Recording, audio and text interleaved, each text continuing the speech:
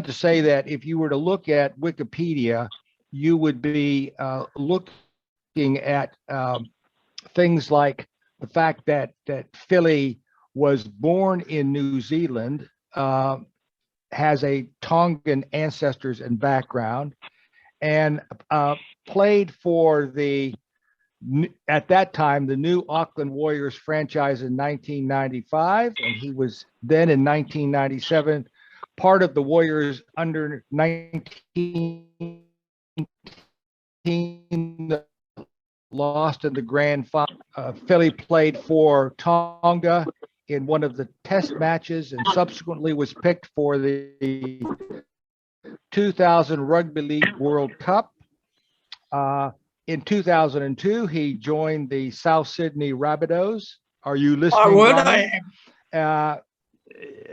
Yes, and he played the first 9 games for the club over the 3 years, and then subsequently moved to England and had a career of 32 matches for the London Broncos and the Harlequins, London Broncos Harlequins in the Rugby League. Now, a couple things. You remember that about 6 months ago, we had Dr. John Best on here talking about, if I recall, the mental health of elite athletes. And at that time, we talked about the fact that Dr. Best was I believe he moved on to be the physician of the London Broncos. Fili, do you remember John Best when you were there? I certainly do. Yeah. Yeah, good. So I just wanted to point out to our club members, once again, we've had wonderful connections here. And the reason I say that I can only do half an introduction is because this doesn't even begin to describe the depths. I'm going to ask, okay, this doesn't even begin to describe the depths of Fili and what he does. I'm going to turn this now over to Fili to fill in the second half of this introduction and to talk about the topic that I'm anticipating this evening is a description of the indigenous needs in his little patch down in Redfern, and with an eye to how we as Rotary can help to alleviate and to help with those needs. So without further ado, I'd like to turn this over to Fili, and let me say, everybody, just sit back and relax. This will be quite interesting and I'm sure quite uplifting. So without further ado, Fili, take it away. Thank you, Tom, and thank you everyone I feel quite privileged to be able to share a little bit about what I do. And as Tom already shared with you, I used to play football, but I kind of feel like, Bruce Springsteen's song, it's done and dusted. But in saying that as well, it was quite formative in terms of building my character and also understanding adversity and working through that and all the pitfalls that come with playing professional sport. So I can't totally bag out professional sport, but I can say this, that I learned a lot of life sort of lessons through that sport. I've kind of titled what I want to share with you as a mission. I'm a missionary to the First Nations people. So I'm a Christian, and I have a new position in which I am like an associate pastor of an Indigenous church in Redfern. And so my role that they've given me is called a missions pastor / youth pastor. And I guess what I'll go through is I'll talk a little bit about the history of this church and my role within that, but also I want to talk to you about the people and the families, their struggles, their joys, and also about them as a people, Indigenous people I'm talking about. And then I want to go onto some of the things in which we do as a community church in the area, which is obviously what I look after, the youth group, what we do as a church, but also our ongoing interaction with the community. But let me just briefly go through the history of Living Water Church. Living Water Church was started by a friend of mine called Matt Patterson. And me and Matt, we went to theological college together, Moore Theological College together. And in our final year, we had to kind of decide where we were going to go to basically serve. And Matt had a strong desire for the Indigenous people in Redfern, and he had this vision of starting a community church, which was their church. And so to go about that, Matt did a whole lot of, like, if we can use a farming term, sowing seeds within the community. And at the end of that year, when we're at college, he started his little church. And I was part of that little church for the first 10 weeks of its life. And then I left, and Matt has since, the church has been running for about 6 years, and Matt since has moved on, which has opened up the opportunity for me to come back after 6 or 7 years to pick up where Matt's left off. So that kind of gives you some of the history. And so I've been kind of part of this church from its very beginnings. And so my role, as I said before, I'm a missions and I'm a youth pastor.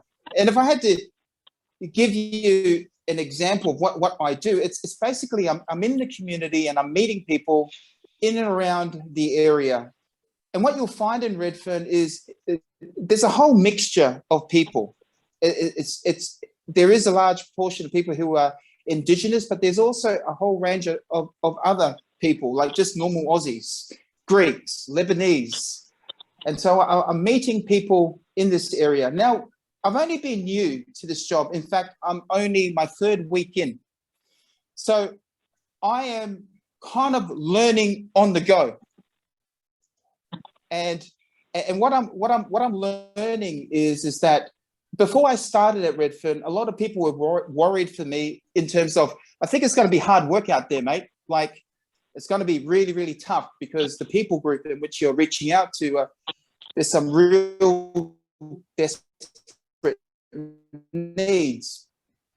But what I've found starting at Redfern is the complete opposite. I'm finding people are very open. They're very open in terms of having a chat. They're particularly open to things in which talking about deeper things to do with life. I guess the main reason being is that they're pretty much on the fringes of society. And so there isn't much there to hide, so to speak, if you know what I mean. There's not much to hide. And so if you're honest with them, they're honest with you. And something about the community in Redfern that I've recognized as well is they can tell people who are genuine. They're really, really cluey when it comes to people who are genuine. And so I've found that quite refreshing. I live in the eastern suburbs in Tamarama. It's beautiful here, but the people are quite closed. And I've just been honest, the people are quite closed. But people over there, it's been really refreshing. People are very open, and people are open to sharing about their lives. So for me, being a pastor, that's just a wonderful opportunity. Let me talk to you a little bit about the people there in Redfern. There are lots of different struggles that people within Redfern, in particular, my focus is Indigenous people, and it's all the usual. Characters, which is basically alcohol, drugs, addiction, sexual abuse.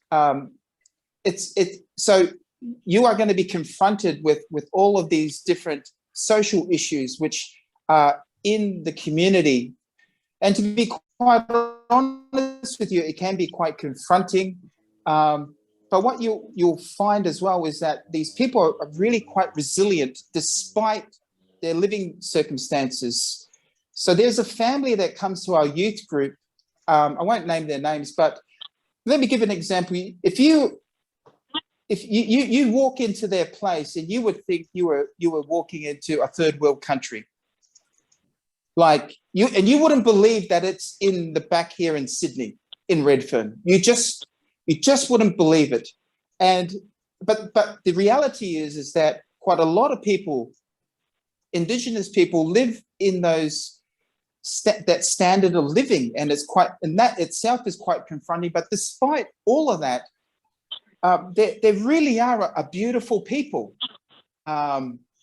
So, and despite all the social issues that come with that particular community, they are still a resilient, beautiful people. My wife, who is a teacher by trade, taught at a school in Redfern called Jarjum. And this school in Jarjum, it was basically a school for the Indigenous kids who were kicked out of their school. No other school wanted these kids, basically. And I want to just tell you about this because my wife is probably the closest one who fully understands what's going on within that community. And she would tell me that there'll be times where kids will be looking after kids because mum was on the floor, drugged out. And we're talking about 8-year-old kids looking after babies. Then having to go from there to school, hungry, and then asked to learn. I mean, it's beyond what we can even imagine, the obstacles in which these kids have to face. And one of the other things in which these people, particularly the kids, is that they're kind of torn between two places. They're torn between the city and the country. So a lot of their roots are in the country, but a lot of their roots is in Redfern as well. So what you'll find is that these kids, they really are quite adaptable to both country life and city life. And I think it kind of comes out in their musical taste. They love hip hop music and rap, and then they love hardcore country music as well, both at the same time. So you got these two polar opposites. But my main thrust of why I'm putting this forward is because when you have a city and a country, what you have is a displacement. There's nowhere that they're really kind of foundational or somewhere where they can actually settle. What you find is you have a people group who are basically like they're just unsettled. They're not settled in the city and they're not settled in the country. And so they're going to and fro from auntie to uncle, from grandma to nan, from grandma to mum, because the social issues that have plagued this particular community. And so what I'm involved in terms of our community, of our church, this is the context in which we come into, all right? And so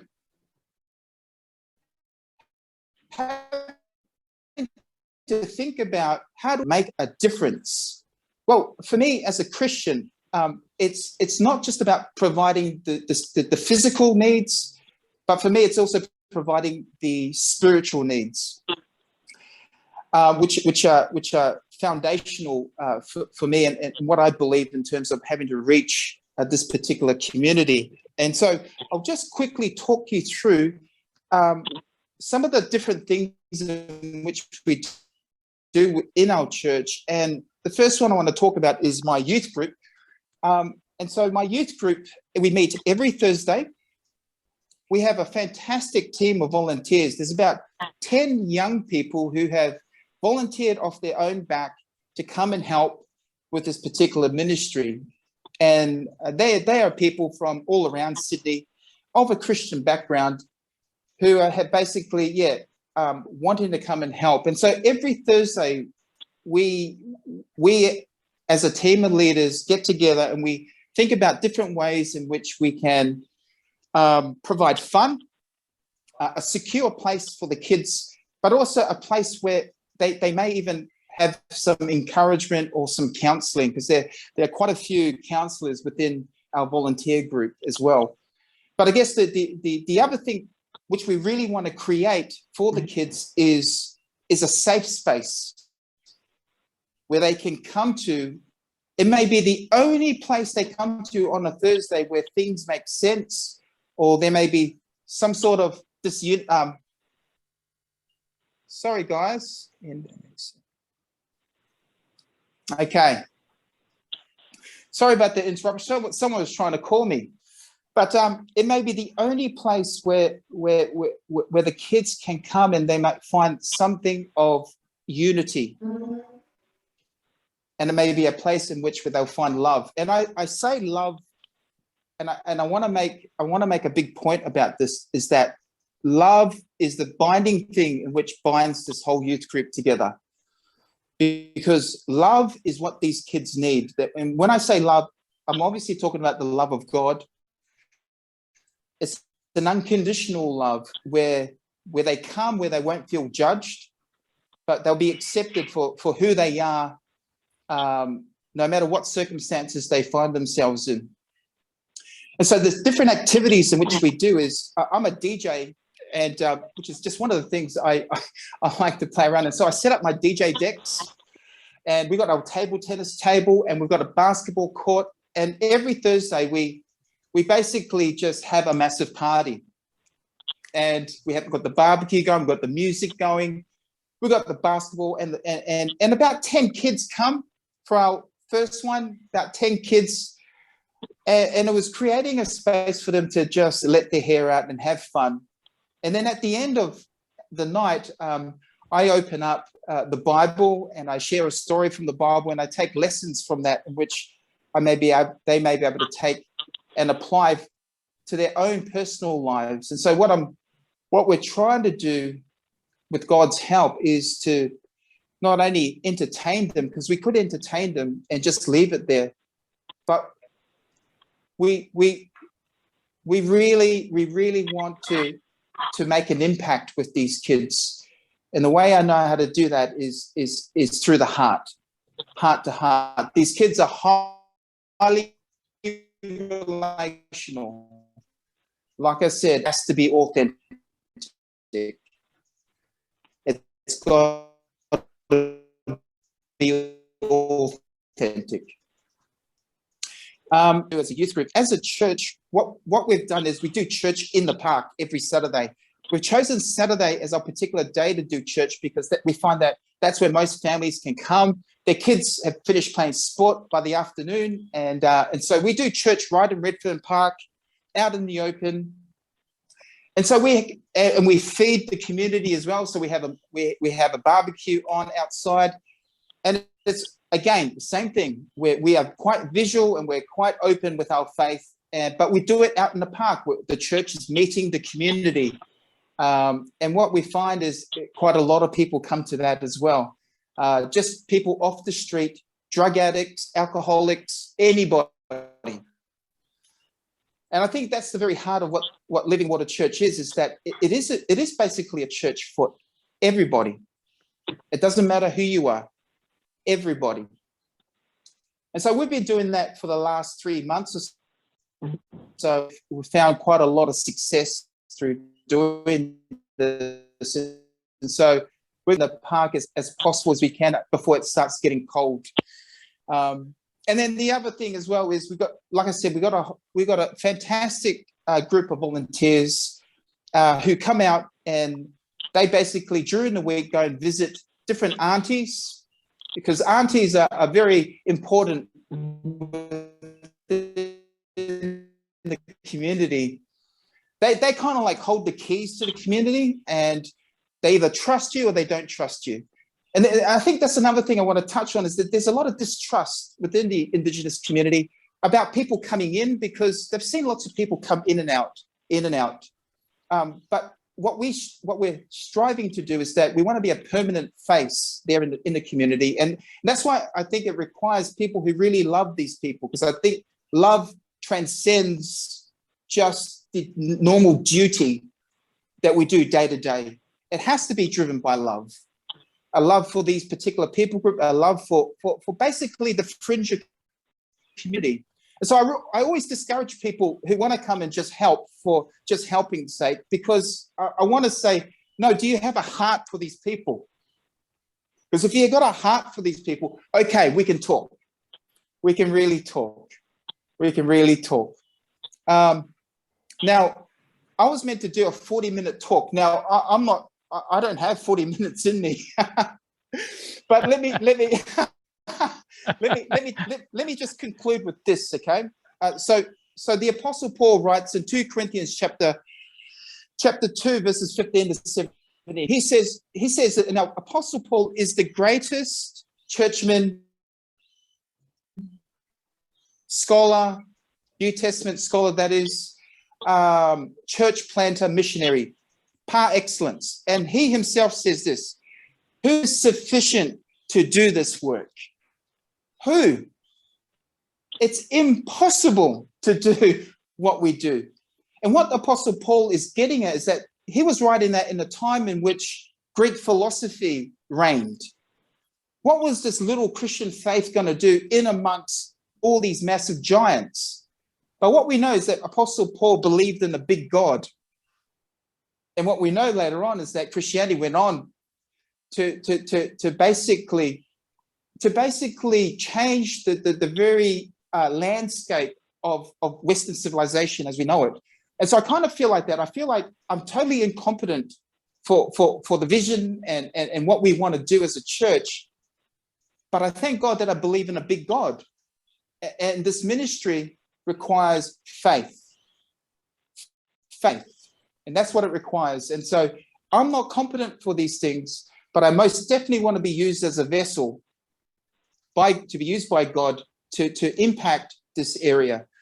And so what that does is it opens up the individual to trust, humility, and openness. And so that's what I want to leave you with. I'd really love to have a discussion with you at the end of this, but I hope that's enough, Tom. Absolutely. Actually, I didn't think that you had 40 minutes in you. I thought you had an hour and 40 minutes in you, but you just needed a little help along the way. And here's how I'd like to sort of start our discussion. I'd like to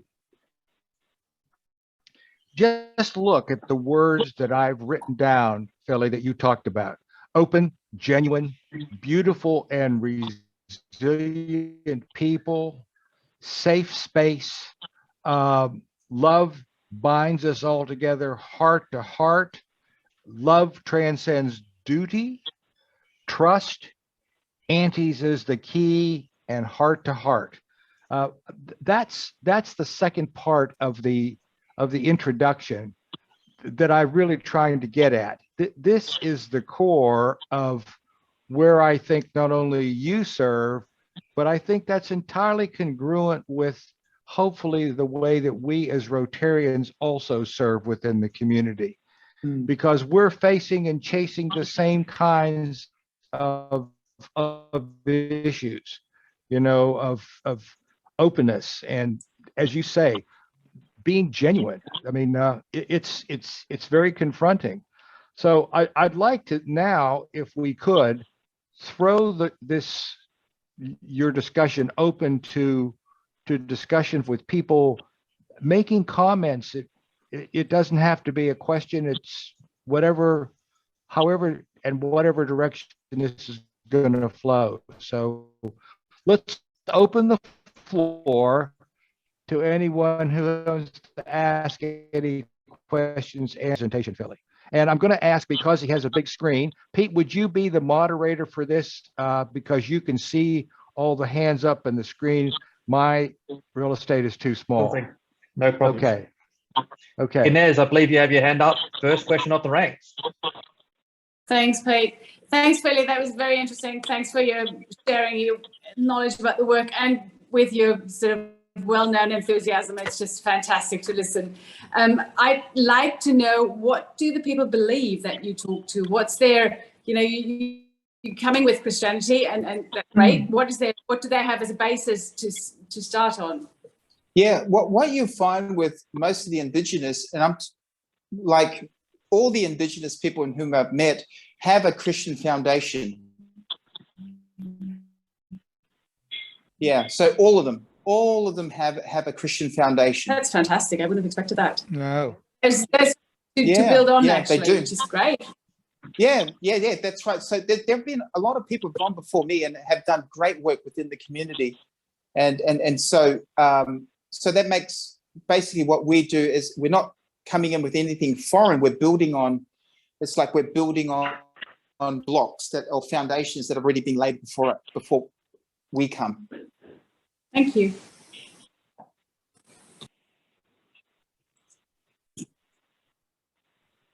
Anybody else have? Yes, Kenneth. Fili, thank you for your presentation. You mentioned the word authenticity, but their ability to tell if you're genuine or not. Yeah. Have you found that different there to in other spheres of your sporting life? And Oh yeah, yeah. Are they more perceptive in telling if you're genuine? Do you feel? Do they think that they have a sensitivity there? Is there? I think so. I think particularly because of where they're at in their lives and where they are in terms of their living conditions and everything like that. And so I think there are people group who are quite used to sort of being stereotyped and looked on a particular way. And so they know when people are doing that, and they know when people are actually genuine. And hence the reason why I said I discourage people from coming to Redfern to help if it's only to fulfill some sort of virtue that they want to express, which is fine.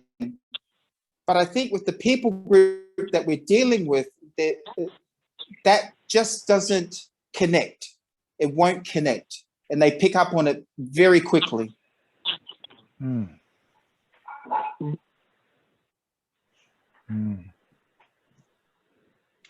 Yeah, I have a question. Just building on that. Then is it are they having doubts initially, which then over time, as you start getting embedded in the community, that lessens? Yeah, you're absolutely right, Pete. Basically, you got to do your time, and they got to know that you're there for real.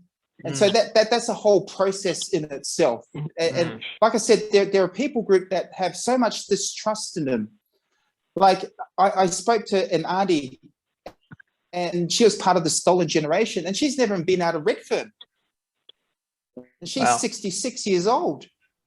Never been out of Redfern. I mean, like for me and you, we couldn't even fathom not leaving our suburb. That's just like, but that's actual a reality for this people group that we are unaware of. And so it might be shocking to us, but for them it's normal.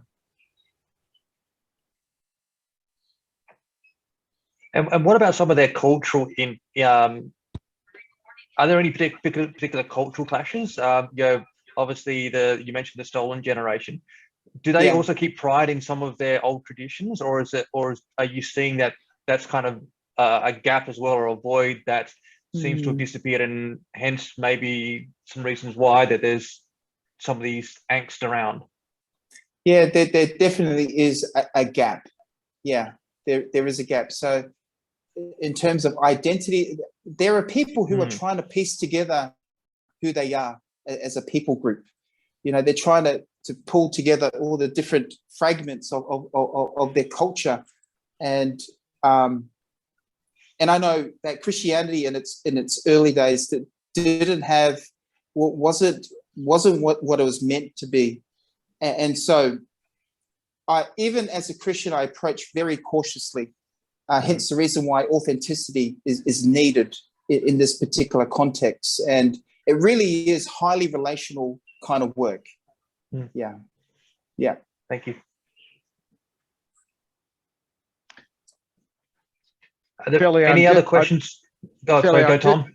Yeah, I'm just having this sort of vision of this Thursday night youth group of you as a DJ. And I'm thinking about actually just showing up one Thursday night just to you should. You have to bring your dancing shoes with you. Well, I'm just That's the entry thinking fee, about, mate. That's the entry fee. You got to dance. or play basketball, right? Oh no, no, no! We're Yeah. going to get you on the dance. You're American, man. Come on.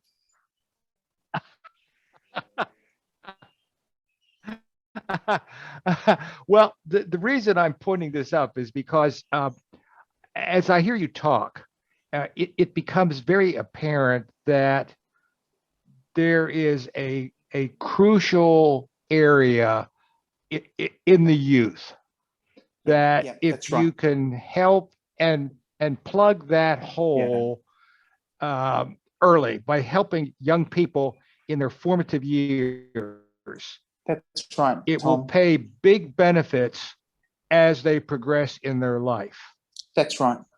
Absolutely right. And I'm sort of thinking, Philly, about how we as a Rotary Club can work to help the youth in the Redfern community, not only where you are, but the youth around the youth, so to speak. The way that I kind of look Yeah. at it is that you're shaping a small cadre um, of young leaders who are going to go out then into the community and interact with other young people and turn them into young leaders. Yeah. Absolutely, Tom. And I'm sort of asking a rhetorical question, and something maybe to think about is, how can our Rotary Club work with you in the area of the youth that you do to help to bring about that good outcome for not only the young people, but the community as a whole down there? And I'm particularly fascinated with the idea that aunties, in effect, wield a great deal of power. I understand that dynamic. Yeah. Yeah.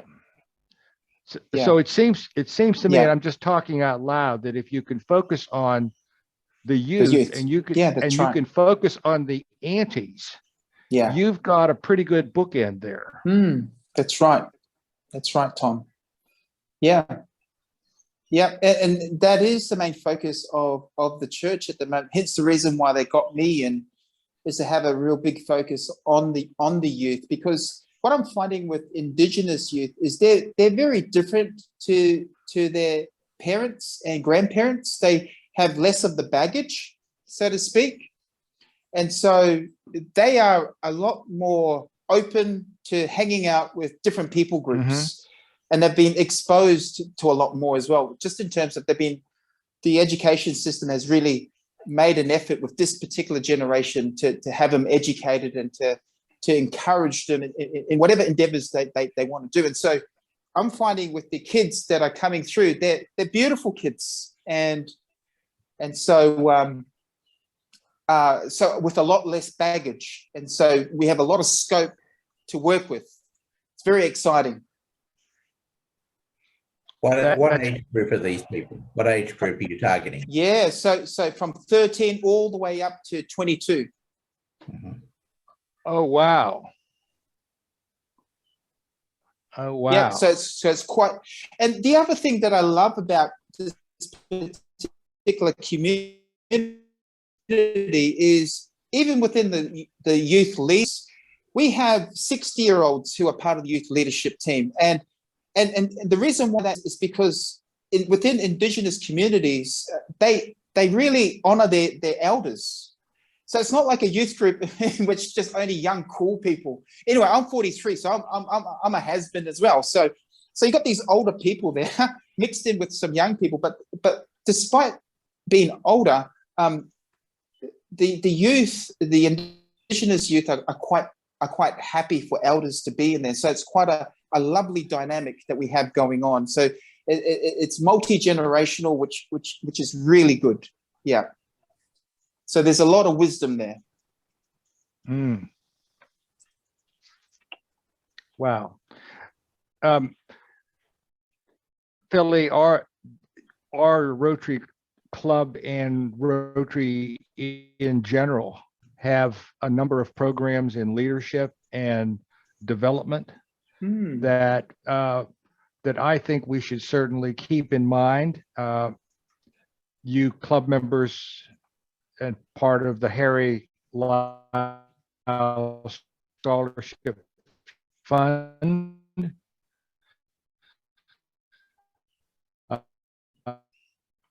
Members, we should be talking Right about. hand, Ryla.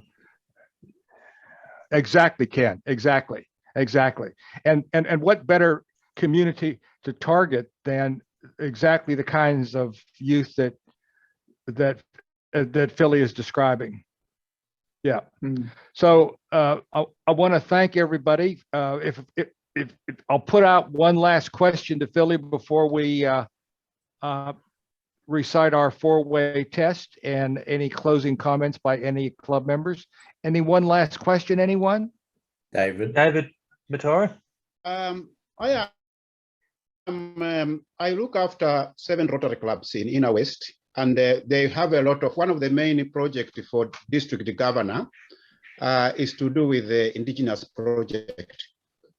And also there is a bit of funding that Granville Rotary has got a lot of money for community. And they are actually sharing with some of the clubs. They're asking, what do you want to do? And part of that money can be acquired if you have indigenous projects. So I will get through to you through our president, Thomas. Oh. Okay, thank you. Yeah. Thank you, David. Once again, David, thank you for bringing that to our attention. I think that I join in the entire club, Fili, for saying thank you so much for coming and sharing yourself and your ministry and your neighborhood with us. It's been really fantastic. And I Thank you, think Tom. everybody has really enjoyed it. And I'm going to ask you to stick around for 5 more minutes, because our club traditionally closes with the 4-way test. And I want you to see a little bit of the Okay. character and the values that drive us. Okay. So but before we Great, do Tom. that, does any club member have any closing comments for this evening? Okay, so the way that we will do this is I'm going to ask if Pete will mute everyone except himself and lead us through the 4-way test. So Pete, if you can mute everyone. I think I just muted Tom, but let's dive into it. Is it the truth? Is it fair to all concerned? Will it build goodwill and better friendships? Will it be beneficial to all concerned? To Rotary, Australia and the Queen. Cheers. And everybody's still on mute, so I can't hear anybody. Yeah, thank you again, Pete, for leading us through the 4-way test.